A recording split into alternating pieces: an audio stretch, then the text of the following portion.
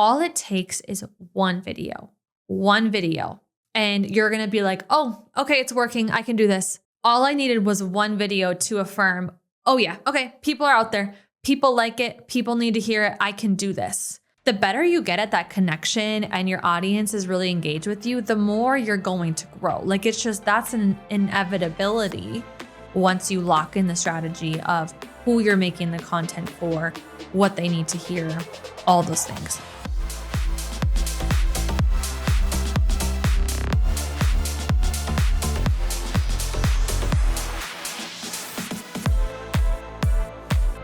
Welcome everyone to the first solo episode of Champagne Social. Literally pop the bubbly. This feels like such a big occasion today, and it's happening on a Monday, which is crazy. We are diving into the week. I'm so excited to chat with you guys today. There are so many things I can't wait to just talk about, have conversations about here on the pod.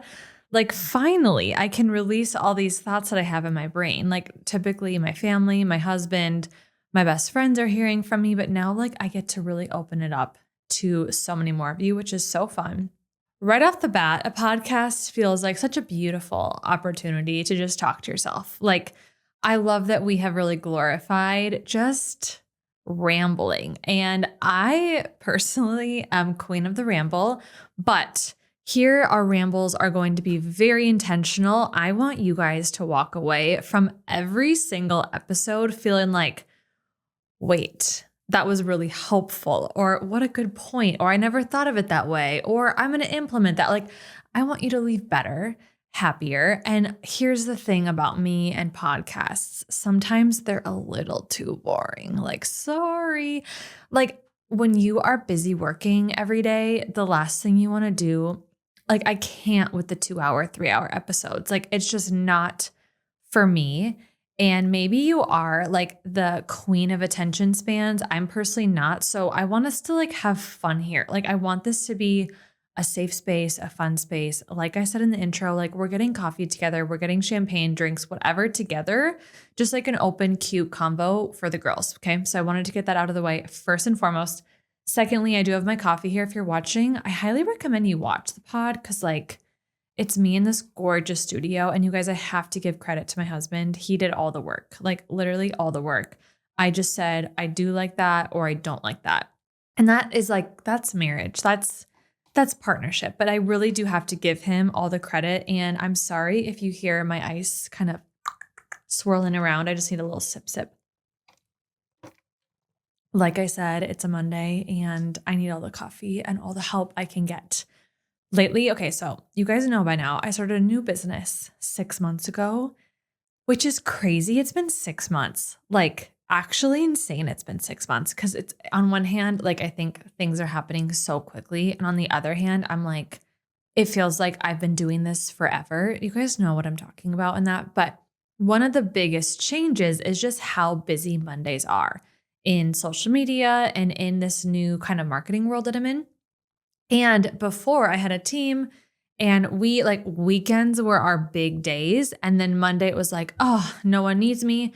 I'm not scheduling anything Mondays. Like Mondays kind of were an extension of a weekend day. And now Mondays, it's like everyone's at their desks. We're emailing, we're showing up. And so I'm definitely figuring out what that looks like, what that schedule, that pace looks like. And it kind of means front loading my last half of the week so that my Mondays are easier. But today the Monday is feeling like a Monday. And so I want to just spice it up today. I want to take you guys back to kind of my journey with social media and a couple of the things that really popped off for me and why I think that happened. Because first and foremost, a lot of you probably know this. Some of you might not, or some of you might feel like you're not qualified, but a personal brand is one of the best decisions you can ever make, one of the best investments in you that you can ever make. Even if you're like, I don't really know what my personal brand's for, but I know I should have one. Having a personal brand be a focus is a really, really, really smart idea.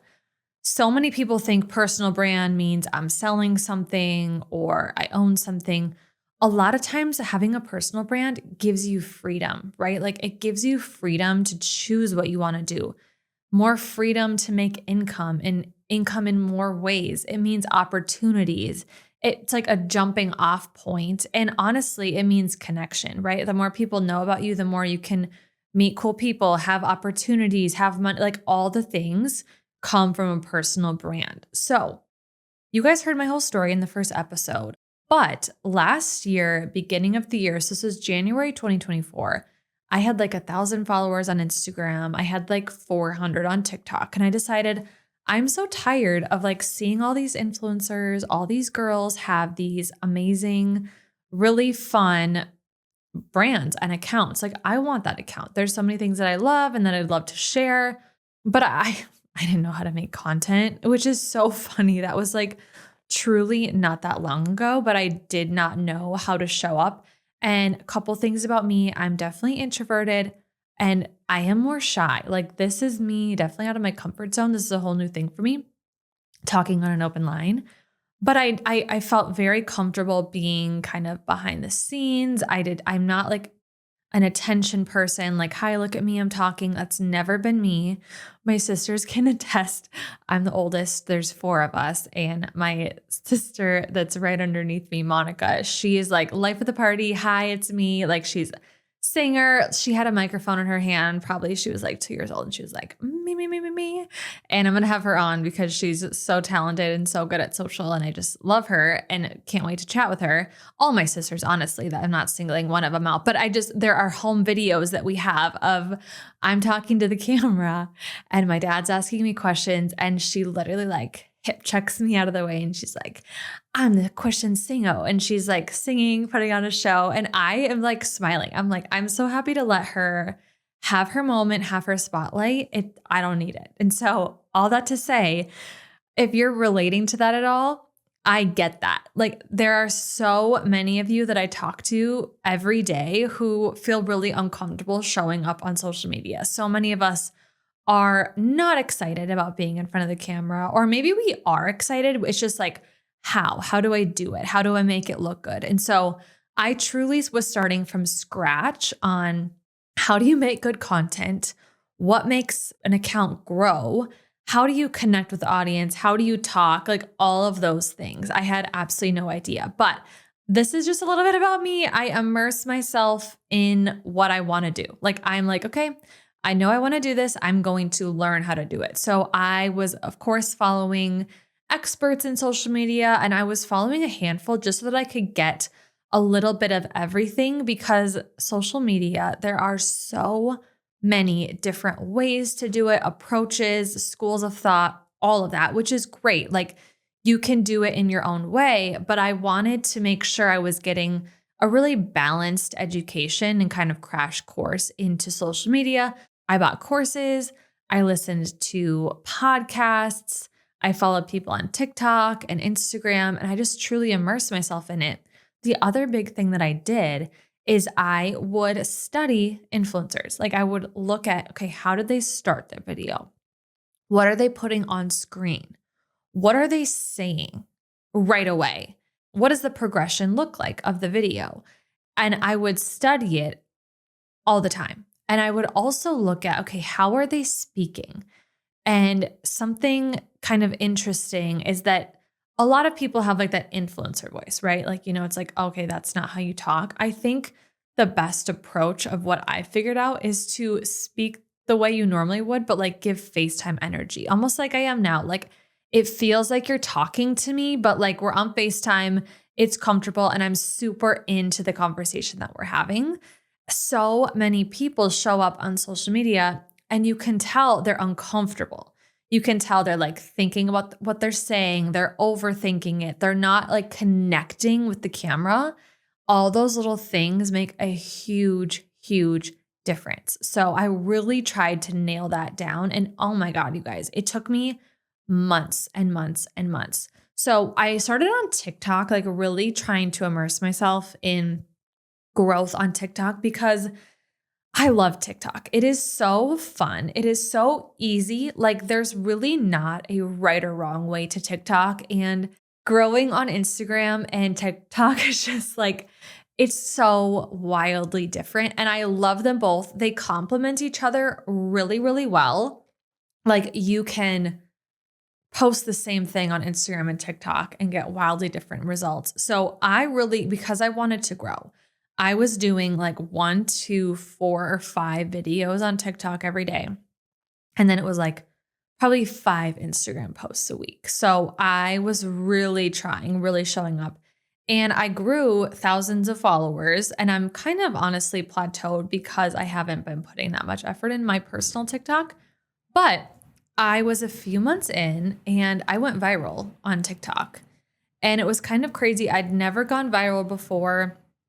My goal wasn't even going viral. I just was like trying to grow my page. It wasn't like every post I'm thinking is going to go viral. But of course, it's like a fun thing to have happen. But it was like this really random like sound. I just one day was like, why don't I make a millennial joke? Because I am a millennial. And what did I do? Okay, so it was like this cute sound and so I'm a side part girly through and through, but I've been inching my way towards the middle. And honestly, all the comments bullied me into being more of a middle part than a side part. But I had like my little comb and I was off to the side and it was like, the sound is like, I can do it. And I had my thing back to the middle, like side part, middle part. I'm not explaining it well. You can go find my TikTok and see it. It's like silly. It's like 8 seconds. It's so silly. And it totally caught on. It has 8 million views right now, which is so funny. I had no idea that would be the one. And I think that's lesson number 1. Like, you have to have the mindset that every next post could go viral. Will it? Maybe, maybe not, but it could. So go into it with that. Like, this post could go viral.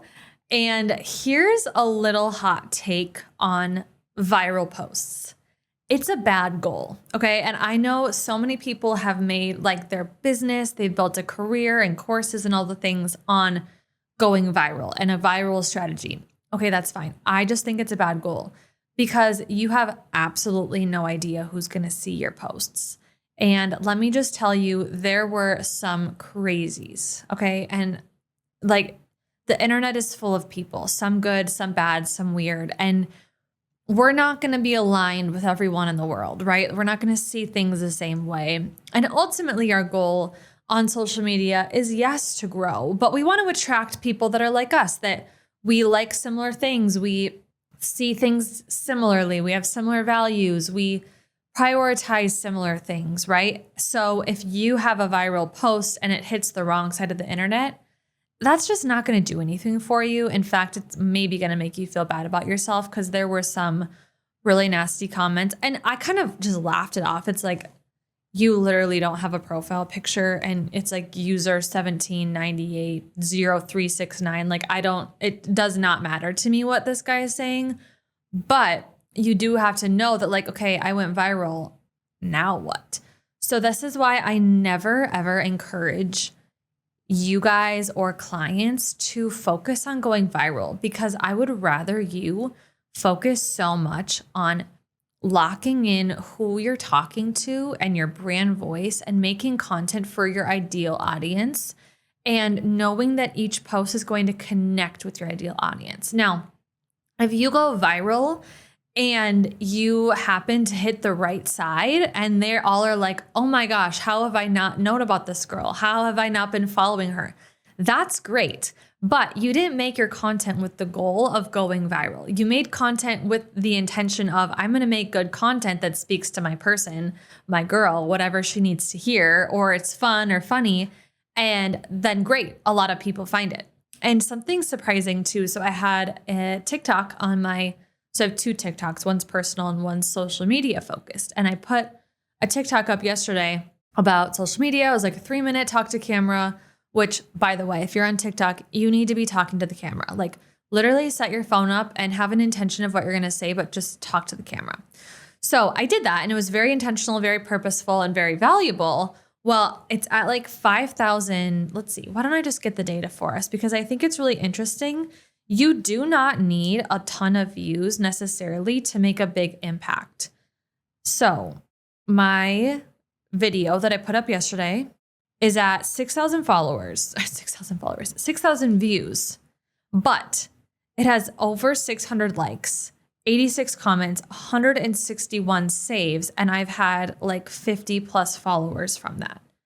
So that's incredible. That's incredible. That means that my content is so targeted and so specific that when people are seeing it, it's resonating so much with them that they're taking action on it. And that is what I try to help my clients do so much. Like, don't just throw content up, make random content and hope it catches on and goes viral and people see it. No, be so specific with the content that you're making. Who's it for? What's the goal? What's the intention? And that is going to move the needle so much more. Because if you have 1,000 followers that don't like what you're making, like they don't like your content, they're never going to buy from you. They're not going to engage with you. They're not going to send your content to their friends. They're not going to come visit your salon or whatever it is. Like, what's the point? But if you have 100 people that are super engaged, they're all there for you. They're all commenting, sending to their friends, they're visiting you, they're buying from you, they're clicking, like all those things. Tell me which one you'd rather have. I want you guys to think about how deep you can go with the audience, not mass numbers. And then guess what? The better you get at that connection and your audience is really engaged with you, the more you're going to grow. Like, it's just, that's an inevitability once you lock in the strategy of who you're making the content for, what they need to hear, all those things. I hope that that really clarifies things for you. I think posting about viral content strategy and going viral, like that's such an easy way to get eyeballs. It's such a good hook, but it is not a strategy that I follow or that I really feel is worthwhile if you have goals on social media. So all that to say, I went viral a year ago. It was a crazy experience. It was fun. And you just have to know, like, you really can't control the algorithm sometimes. Like, you have no idea what it's going to dislike. And that's too where it's super fun to look at social media as something that you can experiment with. Like, at the end of the day, this is just for fun. Like, we are just putting stuff out there, seeing what works, what the algorithm likes, what people like. And of course, there are things to do to give you the best chance of growth and views and all those things. But it is like, make it fun. Like, try new styles of content, try new forms of content, new voices, new environments, like try new things, try fun audio, try talk to the cameras, voiceover, like all those things. Have fun with it because people can tell if you're having a good time or if you're not. So that's been like a huge learning curve for me. And it's funny because I'm so glad I put all that time and effort, obviously, because I'm here now as a social media business owner, but also in podcasting. Like, that really carries over because now I'm so much more comfortable talking to the camera and just like feeling very normal, very comfortable doing this, where if I hadn't spent that time really getting good at talking to a camera with no one else in the room, this would be so weird. So I think it's a very, very good skill to work on, is getting comfortable talking to the camera. And my best tips for you guys is know your end goal of the video before you start. What's the takeaway? What are the few things that you want to nail? And then cut the fluff. Like, in a pod, I can have all the fluff that I want in here, but when you're making a reel or a TikTok, keep it to the point or make it funny. Like, give them the takeaways in a few minutes versus having it be a 30-minute story. Unless you're a great storyteller, because we also love great storytellers. That's one of my favorite types of content, is storytelling content. So I go viral. I definitely got followers, but it was like, okay, I move on with my life now. Like, I guess I'm just a normal girl again. Like, oh, look at me, viral, I changed my life. Just kidding. I have like 3,000 followers. So through that, I then started to really lock in on my floral page because I'm like, wait a second, I'm actually getting good at this and this is really fun. And I want to explore growth on my flower page in a different way. Like, I had spent so much time talking to brides because that's who I wanted to book with me. But when I, as you heard in my story, was wanting to do less weddings, I'm like, what if I totally switched the way I was communicating and I spoke to the florist? Like, what if I showed up for the florist who feels the way I feel or is doing the same things I'm doing. So I did. I filmed. Okay, this is a fun story. So my husband and I were leaving for New York City on a Saturday morning, and my team was going to handle the setup for that Saturday wedding. It was a pretty simple wedding. My team was amazing, and it was my birthday weekend that we'd had planned in New York. So that Friday before we left, decided, okay, I'm going to film content that I can share for the florists. Like, this is going to be so new for me, but it'll be so fun to share like the process, the behind the scenes. And up until this point on my flower page, so I had that page since like 2018, and I had like 2,000 followers. Like, it was very small. It had been very slow growth. And yes, I had put effort into it, but not really. Like, it wasn't like, okay, now I'm going to grow my page. It was like, I'm going to grow my page enough to stay busy. And that's truly what I did. And social media was the only thing I did for marketing for my flower page. But I mean, I just was never like super double, triple dialed in on my floral social media, just because it felt like one more thing to do. I have so many other things I'm focused on, and I'm busy enough. But at this point, right, like, big change in my life, I know that I want to take less weddings. So that means something else needs to come in. So I'm going to try talking to the florist. And so I filmed making a bridal bouquet, which had always felt like so scary to let someone in on my bouquet making process. Because as you guys heard, I wasn't like classically trained. Like, I wasn't out here making bouquets from this technique I learned from like this top florist. Like, my design techniques, I taught myself. I had figured out the type of designs I liked to make and what worked for me, but it was by no means something that I felt like, not that I wasn't confident. I guess maybe I wasn't confident because I didn't know how other people did it. I didn't have these fancy names for it. I just like knew what worked for me. And I knew I had worked really hard on my designs. I knew I had spent a ton of time and trial and error on my designs, but it wasn't something that I'd like learned and had names for and all that. So I made this reel. I edited it. It was like a minute and a half, and I did a voiceover because I felt like voiceovers were such a good way to connect with the audience, but it wasn't as scary. Like, I wasn't just talking to the camera. And also sometimes the talk to camera is not as exciting as a voiceover, especially with floral, because you can see the whole thing happen. So literally I think it was my birthday or the day after my birthday. I'm sitting in the hotel room. My husband was going to get a coffee for me, and I just recorded this voiceover. It was my first voiceover ever, especially on the floor. I'd never done a floral page voiceover. I think it was maybe like my first ever. And I was like, this is really vulnerable. Like, I want to show my bouquet process, but I know everyone does it differently. And I kind of just walked them through it. And that post is my best performing post to this day on my flower page, and really was the thing that started it all for me on that page. It has like, I think 100 or 200,000 views. I got hundreds of followers from it. Tons of engagement, people asking so many questions. And that is a perfect example of that post reached the person it was supposed to reach, right?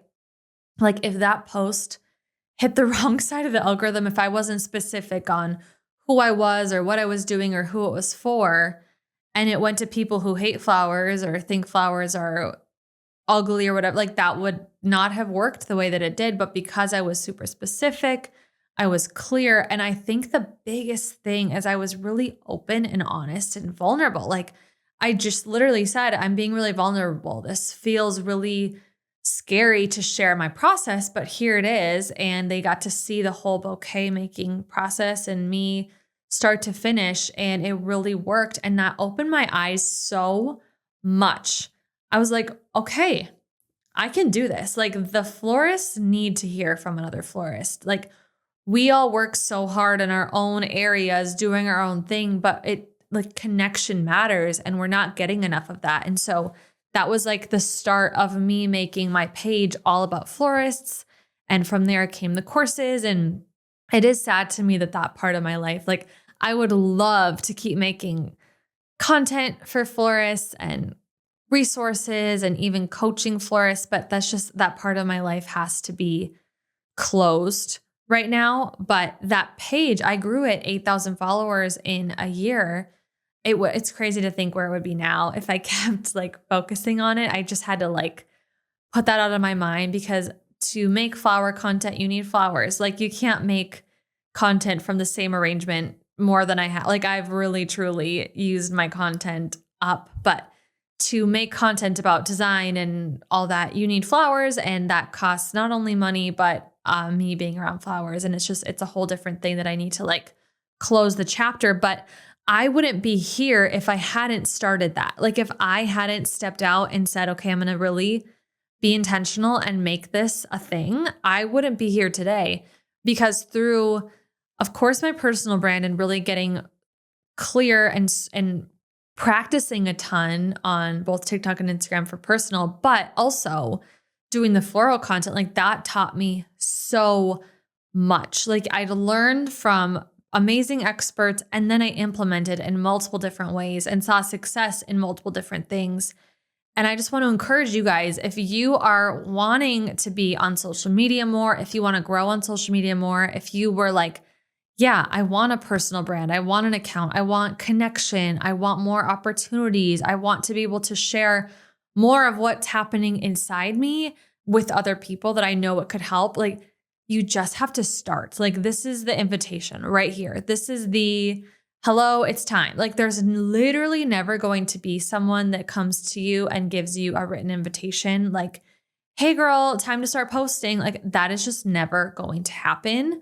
So I'm telling you right now, hey girl, it's time to start posting, because, and this is for you if you're feeling that, like if you're hearing what I'm saying, you're like, yes, I want to show up on social more. Yes, I want to feel like I have a community of people that I can help or that I can serve. Like you just have to start. You just have to start.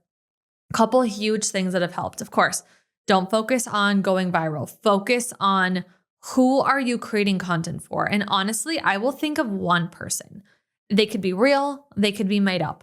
One person that I'm speaking directly to, whether it's how I'm writing my carousels, how I'm writing my captions, how I'm saying my voiceovers, how I'm talking to the camera. It's one person. And I know that one person really well. I know what they struggle with. I know what they're frustrated with. I know what they love. I know what they need to hear. I know what's going to excite them. And I make the content with all those things in mind. When you make content from a place of serving, how can I make someone's day better or happier or help them through an issue? How can I help them feel like they're not alone? When you make content from that lens, you cannot lose. You cannot lose. Another thing, you need to be okay with slow growth. I have clients right now. We are growing, right? Growing does not mean massively quickly. It's all happening. Growth takes a lot longer than we wish it did, right?